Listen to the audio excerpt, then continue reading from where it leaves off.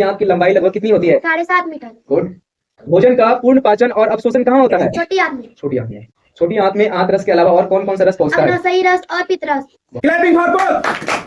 Class 7 का student मंगल और अलका छोटी आंत से संबंधित कुछ प्रश्नों का जवाब देने जा रहे हैं। क्या आप दोनों तैयार हैं? तो मंगल आप बताएं कि छोटी आंत किसका एक महत्वपूर्ण अंग है? नाल का। बहुत बढ़िया।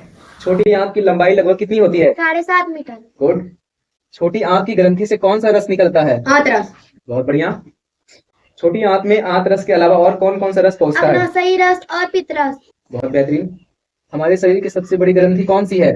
यकृत। गुड। यकृत से कौन सा रस निकलता है? पित्त रस। पित्त रस कहाँ जमा होता है? पित्ताशय की थैली में। हाँ, पित्त की थैली में। बहुत बेहतरीन। भोजन के पाचन के बाद कार्बोहाइड्रेट किसमें परिवर्तित हो जाता है? ग्लूकोज में। प्रोटीन किसमें परिवर्तित हो जाता है? एमिनो अम्ल में। बहुत बढ़िया। वसा। वसा अम्ल में। बहुत बेहतरीन। भोजन का पूर्ण पाचन और अवशोषण कहाँ होता है? छोटी आंत में। छोटी आंत में। जल का अवशोषण बताओ कहाँ होता है? बड़ी आंत में। बहुत बढ़िया। किसी व्यक्ति को अगर लगातार दस्त आ रहा है तो बताओ वो कौन सी बीमारी है? डायरिया। डायरिया वाले मरीज के शरीर में किसकी कमी हो जाती है? जल और लवण। बहुत बेहतरीन।